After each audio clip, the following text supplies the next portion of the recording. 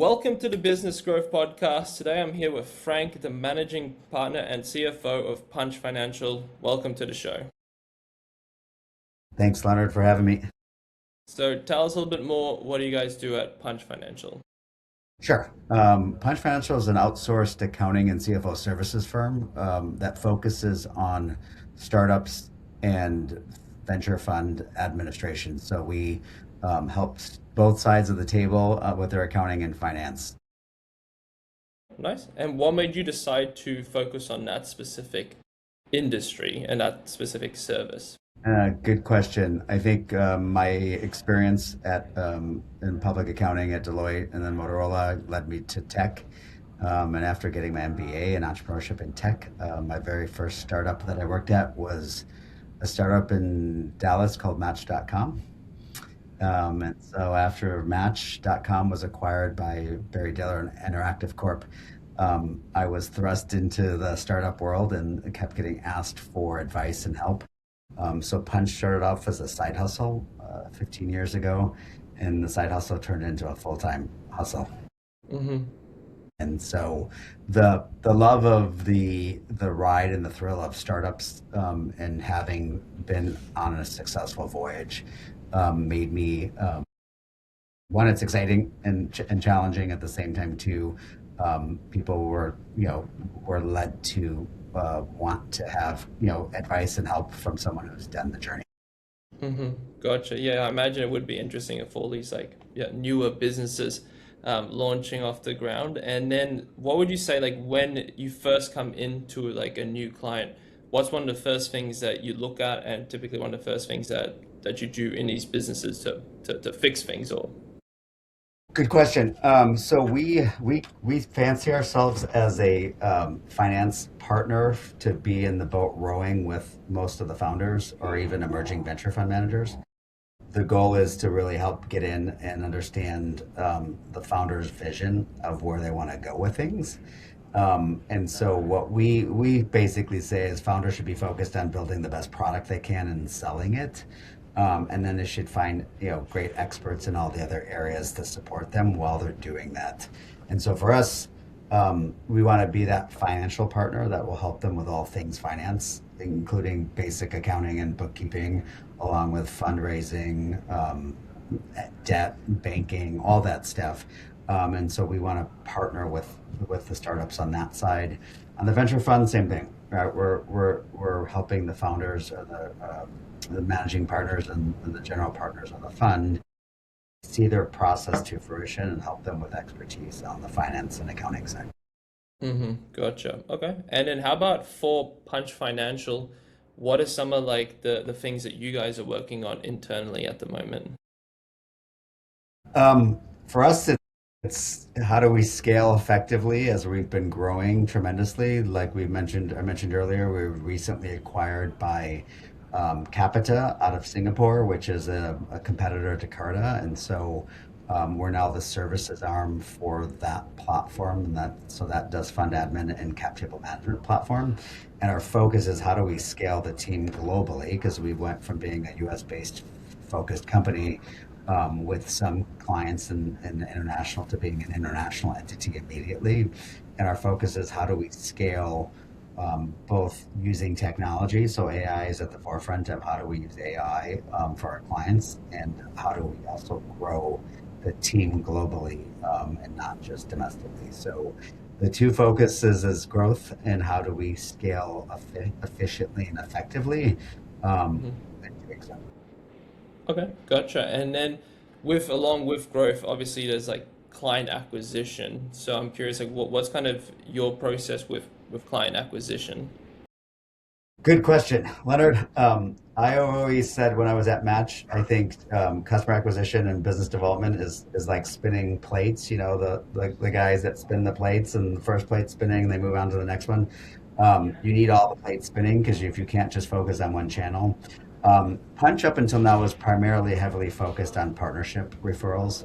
We, still get a majority of our leads are coming from partnership referrals. So that's lawyers, that's um, banks, that's insurance, anything kind of supporting the ecosystem. We've partnered with a lot of them, and we do events and we do webinars and we do educational series. Those are all parts of that's our main customer acquisition channel. We do traditional, search and digital customer acquisition. So we're doing more video content and webinars and stuff like that to reach out on the social media platforms. But our focus has been, predominantly the best clients are always the referred clients because they've been vetted by someone or they're on their way. For us, we want startups that have kind of gotten past the first couple of hurdles, right, to get the business off the ground. And that's the hardest part. But we want someone to have some traction, some sales, some early indicators that the business is going well. And that's when we get involved. So for us, we're constantly exploring new channels because you don't want to wait until one channel dries up before you look at another. And so we try to keep all those plates spinning at the same time, right? So more podcasts and stuff like this to get the brand and awareness out. We're doing more webinars and educational series that helps founders. We're doing more sponsored real-time dinners and events that are highly curated. So there's a lot of things that we do to kind of keep the funnel alive. Yeah. Okay. Okay. Gotcha. Yeah. I imagine it, like you said, all referrals are always so much better. And also, just because it comes with the trust as well. If someone recommends you to someone else, the chance of them working with you, it's significantly higher. And usually, they actually show up to the call and, yeah, definitely makes a big difference. And It's a shorter cycle, right? If I cold call someone, I got to convince them who I am, have them. It requires a lot of heavy lifting. Whereas if the referral comes, they're 99% more likely to. yeah. Oh yeah, night and day difference. And then you said you're looking at a couple other different channels, doing a couple other different things. What would you say is like the main other client acquisition that you're looking at aside from your partner network that you mentioned? I think with the acquisition by Capita, as they're acquiring, every startup needs a cap table software management. So, and even emerging venture funds. So I think using their customer acquisition funnel, because those are clients that could use our services also. So while they're looking for a technical solution, it's easy to upsell a current existing customer for more additional services, right? Share of wallet is a lot easier than new sales. So we're using that acquisition channel. Um, and then we're really heavily focused on kind of creating more content and getting out there with, we're contemplating a podcast and doing some other things that will get us in front of where the emerging fund managers are, as well as the emerging startup founders. Yeah. Oh yeah. Yeah. Yeah. Content is definitely, yeah, a really big thing as well. Like I used to run a coaching business, and all my clients just came through content. It was everything just, yeah, posting content. So it's really, yeah, crazy to how powerful content and getting out there and people learning about you can have on, yeah, Yeah, on the bit. and we've had, yeah, Leonard, exactly that, and we've had so many success stories, and we're not the best publicists as accountants. Mm, But if we just started interviewing our founders and the successful founders, and like Honey and some of the AI companies we work with, I think that would lead to a lot of other founders wanting to work with us. And oh so yeah. even on the fund side, so I think we're heavily focused on creating more content, which is why I wanted to do this with you.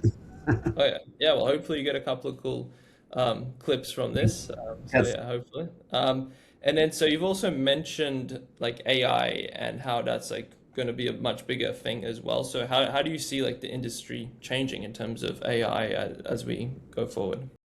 Good question. I just did a webinar this morning on kind of different paths. With accounting, it's a little more like legal. It's a little more measured, and AI. I think with us, AI is really helpful on the redundancy on the monotonous stuff like bank reconciliations and finding variances. And it's also really good because it helps us scrutinize, our clients' financials and identify stuff that might be an anomaly that we need to want to, or that we should address or research and be prepared to answer. I think AI is helping us use our time more wisely, which is more on the FP&A, like the analysis of stuff, versus just getting the debits and credits in the right spot. But even then, AI has been there's some amazing tax products, with sales tax and use tax being globally an issue around the world right now.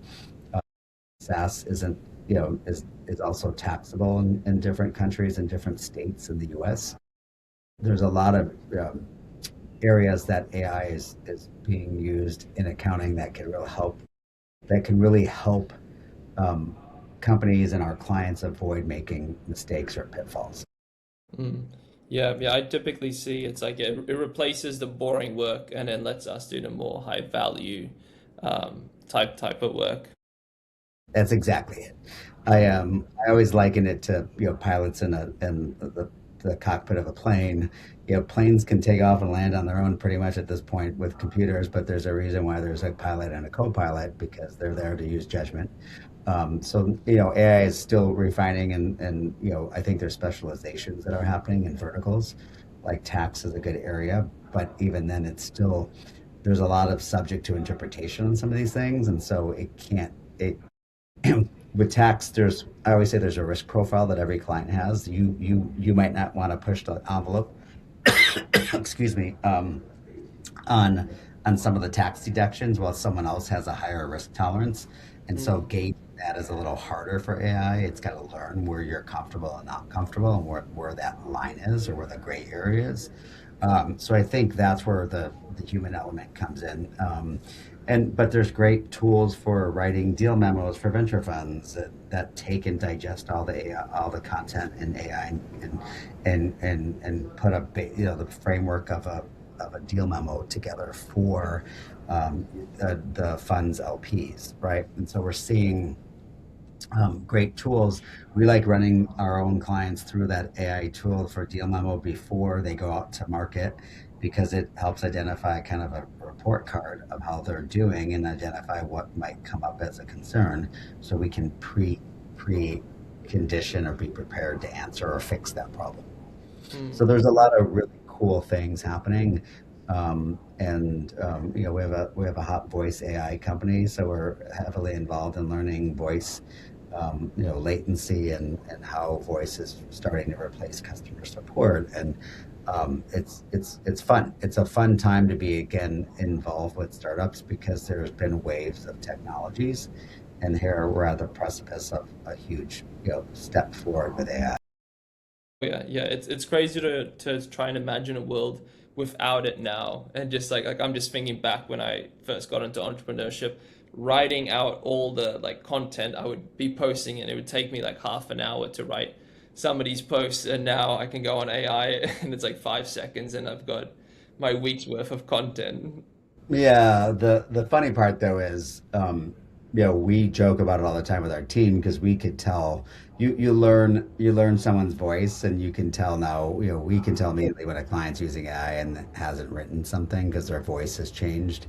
And so we do the same. While we use AI to write some emails, we always edit it to put it in our voice. So again, we're at the early stages and it's getting better and better as we speak, but it's not perfect yet. So there has to be some level of um, customization because I think the human element's still there, and we're calling upon these clients, and if they feel like we're cruise controlling and no one's Mm. at the it doesn't make people comfortable with their accountants, right, and their lawyers not at the Yeah. wheel, right? Yeah, yeah, yeah, definitely, yeah. And then a question I always like to ask is, so let's say you could have a magic AI robot come into your business today, do whatever you wanted it to do. What would you get it to do? Um, yeah, I email is one of them. I spend too much time, reacting because we're serving global customers. We have a lot of foreign companies that, once they get success in their foreign market, they want to come to the U.S. So we're working with them on, entering the U.S. market, which is not easy. We're on around the clock, and so I find myself constantly trying to triage my inbox And then, and because then if they don't get a response there, then they're texting me or WhatsApping me or Slacking me. I'd love someone to be able to pull them all together and be like, okay, this is urgent. And AI has been helping me kind of bubble up the stuff that I need to address first and prioritize my time. So that would be one, because again, uh, in a services business, people want our time and our advice, and so we got to prioritize that. So we're using AI to help us prioritize what is really urgent and what is chicken little, right? And what people are just calling urgent that isn't really urgent at this point. Okay. Okay. And I thought you were going to say another thing, or that you'd say that's the main thing. Yeah. That I would say again, analytics, right? Helping. We do a lot of coaching and getting the founders, because founders, they're expected to speak legal, marketing, business development, customer acquisition, accounting. They're supposed to be a jack of all trades. Mhm. Conditioning them to understand why things are important. AI does a good job of helping with the analytics, budget versus actual variance reporting, and helping them understand the levers of their business. So it helps them. AI has been helping us as a good teaching assistant, if you will, and I think that's what helps us, because at the end of the day, we want the founders to be able to understand their numbers as well as we know them, because they're the ones that are on the on the front line selling the business, meaning sales or even investment or whatever it is. So they need to understand just as much as we do, Yeah. Oh yeah. and AI has been a good tool for that. Yeah, yeah, definitely. Yeah. It's crazy how much you can learn from just asking it different questions and how quickly you can get that information as well. Like just thinking back, you used to have to search through all these different websites back in the day, and then you wouldn't know what's accurate, what's not, and now you can get your answers, yeah, in a couple of seconds. So it's yeah, Yeah. it's really crazy. But it's also can work to the negative, because we have clients that are like, well, Open AI or ChatGPT says X, and I'm like, yeah, but it's not. It doesn't know. You didn't feed it enough prompts to know your Mm, personal set of circumstances, so it didn't give you an accurate response for your specific instance. Not because it didn't. You just didn't feed it the prompts, right? You didn't give it. Put this into when we go in and do it together, and I'm like, now add this and tell it about that, and tell it about that tax structure and this da da da that you have, and now look at the response, and they're like, oh, like now it's a different response, and that's what's more yeah, appropriate.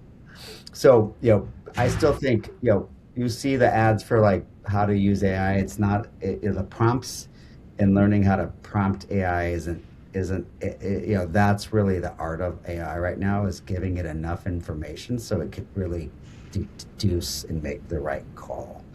And that's where AI is it's only as good as how much it back in the day, still garbage in, garbage out. If you don't give AI enough information, then it's going to give you the most generic applicable situation. yeah, yeah. That is yeah very true. I know we're starting to run out of time here, so how about let's finish on what's been one or two of the like most valuable lessons that you've learned like in business? um Good question. I think the two valuable lessons are, for me, I always still continue to treat people the way I want to be treated. So I always treat people and business, regardless of all the technologies. Um, I always try to respond to people saying, "Hey, I'm busy, but I'll get back to you." And so, getting back to everyone in one way, shape, or form, acknowledging that you've gotten their question, but that you're busy and that you'll get back to them.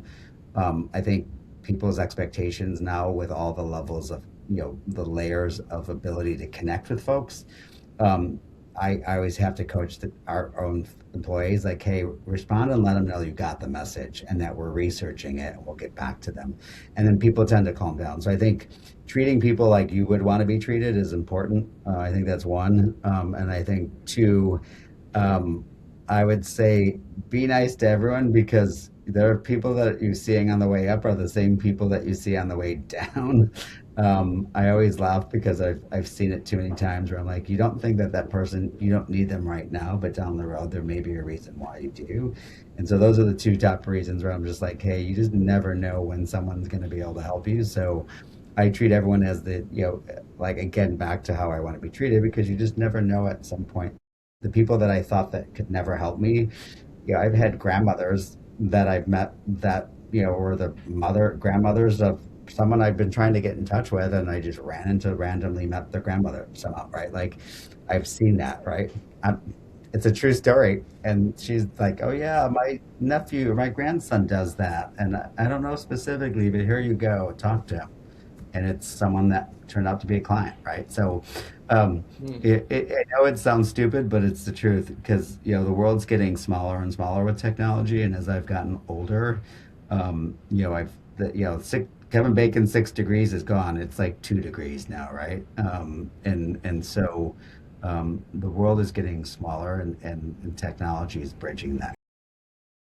Yeah, yeah, that's so true. Yeah, so a big element of just treating everyone well because you never know when you might need them or yeah. Well, it's not even that. I just think one, just treat everyone well. Just again, if you treat people how you want to be treated, that comes back in karma and pays in spades.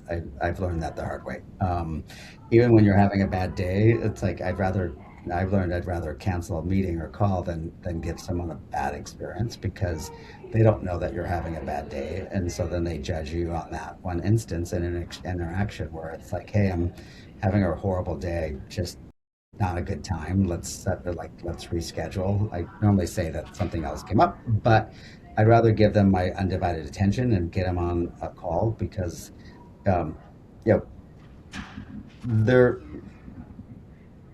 President Clinton was famous as they don't always remember you, they remember how you made them feel, right? Like if every time they Yeah. interact with you that you make them feel good and that you're helping them. I've had, I mentored at 500 and Techstars and some YC stuff. And yeah, I forgot that I even mentored them. And then 3 years later, they reach back out and say, hey, my company's doing great. I remember you, like, here you go. They Mm. remember because, I spent time trying to help them even though I was super busy. People do remember how you make them feel. Yeah. And that's what they remember. Yeah, that's so true. Yeah. Well, it's been great having you on the show. Where can people go to find out a little bit more about you and what you guys do? Sure. Punchfinancial.com is the site. And we are now, you could also go to Capita, Capita.com is the parent company. I'm on LinkedIn. My LinkedIn is probably the most active, and Insta. So you have Punch Financial at both Insta and LinkedIn and TikTok and all of it. Or else myself on LinkedIn, Frank Mastronuzzi. Not too many of those, Leonard. So you'll find me and easily accessible through all those channels. All right, awesome. Well, I'll put those links in the show notes below. I appreciate you coming on. You guys have been listening to the Business Growth Podcast. Until next time, keep growing.